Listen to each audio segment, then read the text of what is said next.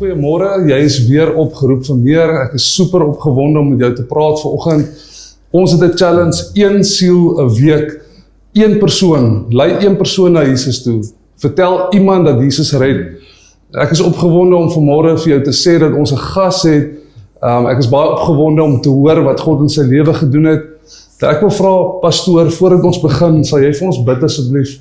En natuurlijk, kom ons bid. Kom ons bid. Net van my kant af, baie dankie vir elke kyker. Kom ons bid gesaam, dan dra ons hierdie geleentheid aan die Here op. Here, baie dankie dat U hierdie dag gemaak het. En selfs in hierdie oomblik, Here, waar iemand miskien, Here, na hierdie uitsending kyk, dankie dat U in hierdie oomblik in beheer is. Dankie dat hulle sal hoor, dat U voor die grondlegging van die aarde af, selfs hierdie tyd verordeneer het, dat U dit in plek gestel het, en dat U vanoggend saam met hulle is. Dankie dat U ons gesprek seën, dankie dat U woord nie ledig terugkeer nie, en dankie dat dit in elke hart val, op voorbereide, geploegde, vrugbare grond, in Jesus naam. Amen.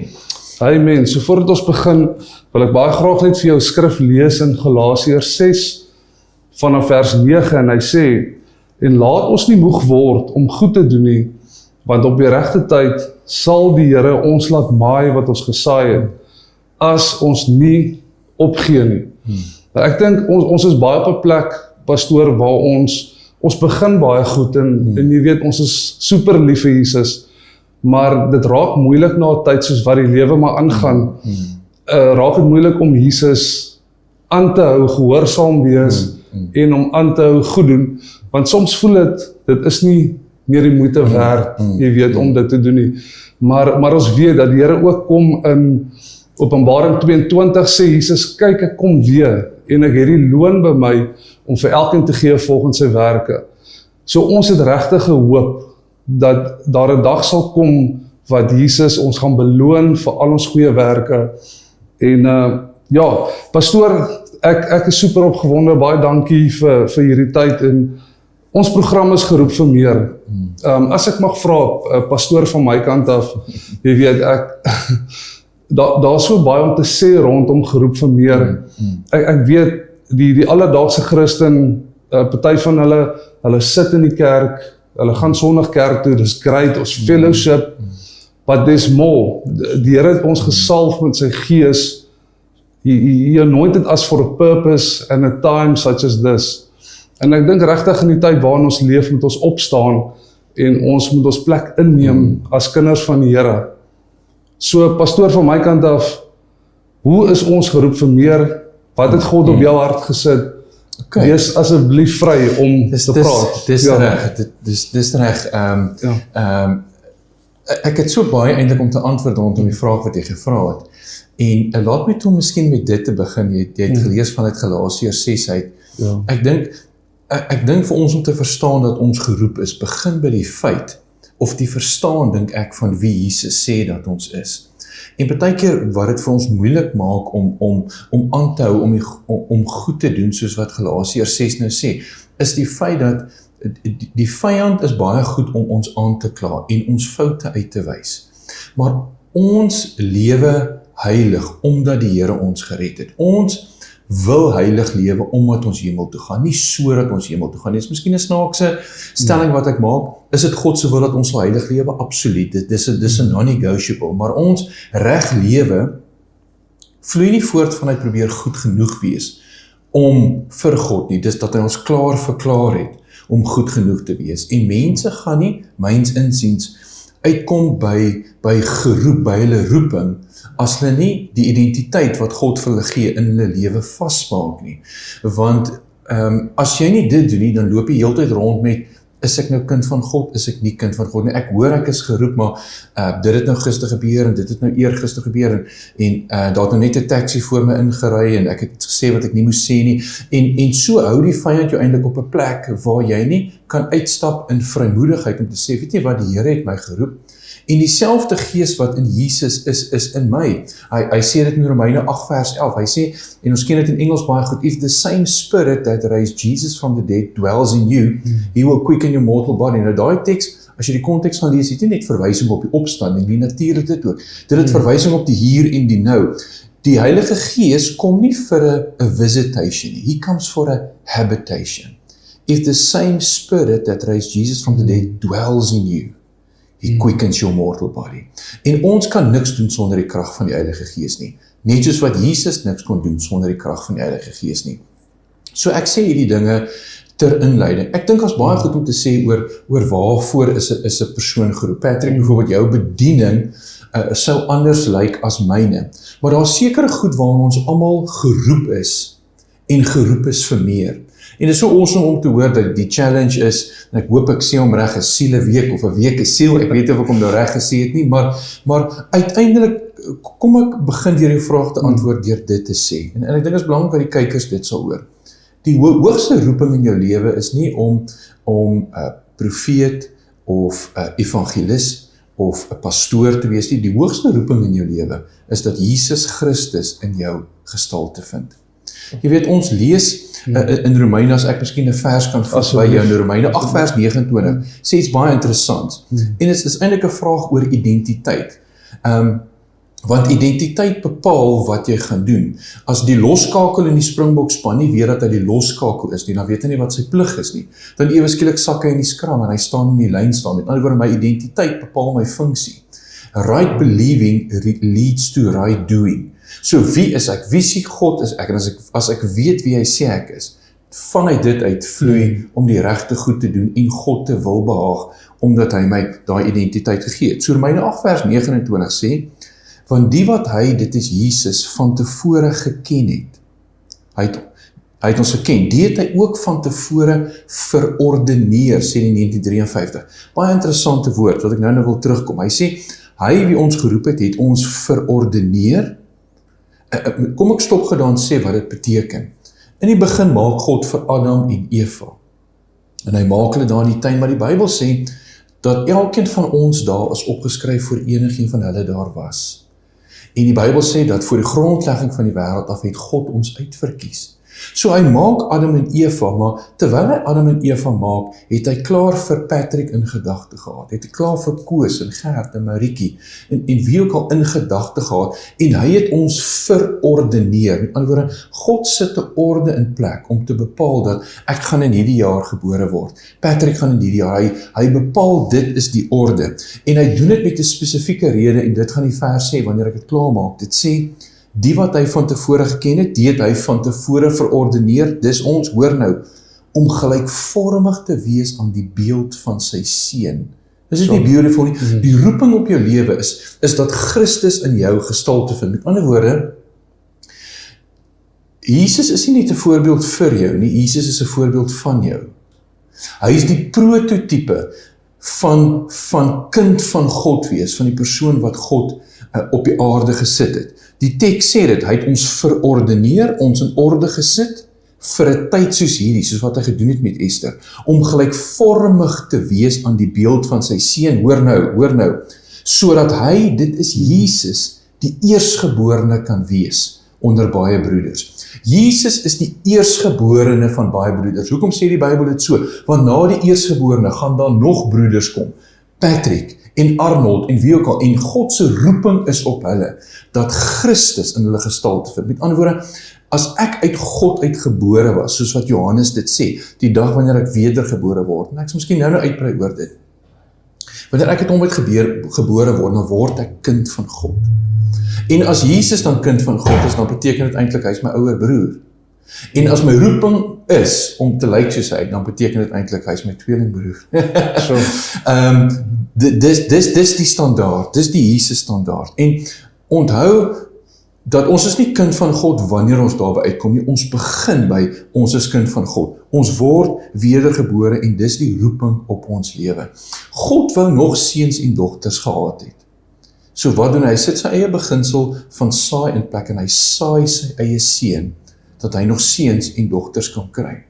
En dan verstaan hy dat ons vrug word bepaal deur ons DNA. Ek weet nie van jou nie, Patrick nie, miskien, maar ek het nog nooit 'n appelboom gesien wat lemoene dra nie. En ek het nog nooit 'n lemoenboom gesien wat appels dra nie, want DNA bepaal vrug. En as ons roeping dan is dat ons soos Jesus sal lyk, en dat ons die vrug van die Gees sal dra, dan sê dit dat daai vrug word bepaal deur DNA, en ons almal weet wat DNA is, dit is die klein dingetjie in jou kromosome wat bepaal hoe jy lyk en wie jy is. En vir ons, om vrug te kon dra, moes God ons DNA verander. Dis 'n snaakse ding wat ek sê. Hy moes ons geesgenetika kry. So hoe doen hy dit? Hy moes ons weergebore maak. Hy het gesê, hoor hierso, jy het 'n sondige natuur en in die eerste Adam is jy in sonde. Maar daar is 'n tweede Adam en wanneer jy in hom glo, gaan jy weergebore word. En wanneer jy weergebore word, soos wat jy in jou eerste keer gebore is en jy lyk soos jou pa en jy lyk soos jou ma, word jy nou weergebore uit God uit, sê Johannes, met die woord en die gees is jou pa en jou ma, want die woord en die gees kom by mekaar en daar is geloof en jy gee jou hart vir die Here en jy word gered. Jy word wedergebore met geesgenetika binne in jou. Die potensiaal van die Heilige Gees is binne in jou om hierdie hoë roeping van jou uit te kan leef, dat die vrug kan dra, en wanneer jy dit verstaan, my liewe Boeta, my liewe Sissa, dan word vrug outomaties, dit word organies. Ek dink nie, ek was nog nooit 'n appelboom gewees nie, maar ek dink nie 'n appelboom sit elke dag en sê, asseblief, onthou net vandag, bring net appels voort, nie lemoene nie, nee, hy kan nie. Dit wat binne in hom is, vloei uit buitentoe, want het word bepaal deur die ondervinding wat hy gehad het. Hy is wedergebore, hy is gered. Kan ek jou gou dit vertel? Miskien gaan weet of die luister of die kykers dit gaan verstaan nie. Ek onthou, ek en my vrou gaan vir die eerste keer op 'n date en ja, dit was nie die eerste keer, maar ek dink dit was die tweede of die derde date. En ons het gaan fliek en ons gaan kyk die film in die naam van Spider-Man. En ek onthou Tobey Maguire, daai film is seker so gerelease in 2001, 2002 as jy dit wil gaan kyk. Maar daar's 'n scene in hierdie movie wat gebeur waar Tobey Maguire besig is om op 'n skool uitstappie foto's te neem. En dan is daar 'n spinnekoppie uit die dak en die spinnekoppie kom af en die spinnekoppie byt hom. En dan ontwikkel hy hierdie koors en dan gaan hy huis toe en hy voel siek. En dan is daar, ek wil amper sê, dan gaan hy in een of ander spasme of iets, en dan wys die film vir jou soos 'n DNA-strand. Dit lyk ons soos 'n houtkleer wat in die reën gelê het. Hy lyk so gedraai. En dan word daar goed ingebou. En dan word Tobey Maguire wakker, en dan is hy nie meer siek nie, en dan ontdek hy kan goed doen wat hy nie kon doen nie, as gevolg van die feit dat iets in sy DNA verander het. Ewe skielik kan hy web skiet, ewe skielik het hy vinnige reflexes, ewe skielik kan hy mure klim. Sy DNA-verandering het bepaal dat hy goed kan doen wat hy nie voorheen kon doen nie. My Boeta, my Sissa, geestelik is dit dieselfde. Jy word wedergebore en waar jy nie voorheen oor sonde kon heers nie, het jy deur die krag van God se Gees in jou die potensiaal om te heers oor sonde en om te heers in die lewe. Ek wil hê jy moet dit hoor. Dit begin by Jesus Christus. En dan kom jy agter, jy het oorwinnings wat jy gedink het jy nooit sou hê nie. As gevolg van wie hy verklaar het jy is, wie hy sê dat jy is. So ek sê nie jy hoef 'n Spider-Man te wees nie, maar die effek van dit bly dieselfde. Patrick, ek weet nie of dit, ek het al so 1 of 2 ander goed om te deel, maar ek weet nie of dit vir jou sin maak wat hierdie ou sê op jou program, geroep vir meer nie. Nee, pastoor is wonderlik en ek sit hier en ek neem net in, verstaan nie, want dit wat jy sê is nommer 1, ek dink so kragtig. Ek dink daar's baie mense daar buite, pastoor, wat ongelooflik sukkel om te verstaan wie hulle is in Christus Jesus. So, absoluut. Nie omdat dit moeilik is nie, maar omdat hulle nie verstaan eintlik hoe maklik dit is, hoe eenvoudig dit is nie. En ek dink baie keer, selfs ek wat die evangelie verkondig, ons moet dit doen op so 'n eenvoudige manier. Ja. Jy weet, maar ek dink ons kyk baie keer buitentoe in plaas van binne toe. Ja. Maar wanneer ons kyk na buite toe, dan sien ons, jy weet, ek wil graag wees soos Pastor Arnold en ek wil graag wees soos, jy weet, iemand anders is. Soos Patrick is 'n beter voorbeeld. Verstaan, en dit is wat vir my so mooi is wat jy sê, is dat elkeen so eenvoudig gemaak is om net uit te leef absoluut wie jy is. Absoluut. En nie te maak of jy iemand is wat jy nie is nie. Ja. God verwag nie van ons om pere te gee as ons appelbome is nie, jy weet. Absoluut. En ek wil nog hoor, verstaan, ek voel ek is gestig vanoggend met hierdie woord. God het my spesiaal gemaak, en uniek gemaak, en het jou uniek gemaak, pastor, en ons moet net dit uitleef, en ons moet ophou om te probeer wees wie ons nie is nie. Christus is op die ouene van die dag, die enigste een wat, jy weet, waarna ons kyk, en mag ons oë altyd fokus op Jesus. Ek het nie 'n vraag nie, ek wil net baie graag hoor Wat het jy nog te sê? Kom ek doen nog miskien 'n closing remark wat ek net dalk iets wil verduidelik. En dit is dat ons weet dat wanneer ons tot bekering kom, word ons lewe nie dadelik perfek nie. Jy het nog steeds issues. Jy sukkel nog steeds met jou sonde. Maar jy kan nie heilig leef sonder die Heilige Gees nie. So al maak jy 'n fout, bly God se Gees binne in jou. 'n Sondaar kan nie heiligmaking nastreef nie. Wanneer God ons red hy ons. En nou begin die Heilige Gees van binne af buitentoe ons te verander. Ons leef vanuit ons gees deur ons siel na ons liggaam toe. Waar ons voorheen van buite af binne toe geleef het, is dit nou van binne af buitentoe. Met ander woorde, die gees beïnvloed ons wil, ons denke, ons emosies. En dan beteken dit daar seker goed wat ons kan doodmaak, wat God nie in ons lewe wil hê nie. Dis 'n snaakse term wat ek gebruik, maar ek het nou net Romeine 8 vers 11 aangehaal. 2 verse verder in Romeine 8 vers 13 sê hy sê, as ons deur die gees die werke van die liggaam doodmaak. Let wel, hy sê, dis die gees wat jou help om goed dood te maak. Hy sê Kolossense 3 vers 5, maak dan dood julle lede wat op die aarde is. En dan noem hy 'n klomp verskillende sondes. Hy sê, maak daai goed dood, maar ons maak daai goed dood omdat ons kind van God is. Ons maak daai goed dood omdat die gees van God binne in ons is. Weereens, dit begin by dit. Dit begin by die liefde en die roeping van die Here op ons lewe. En dit is alles net moontlik as gevolg van die kruis.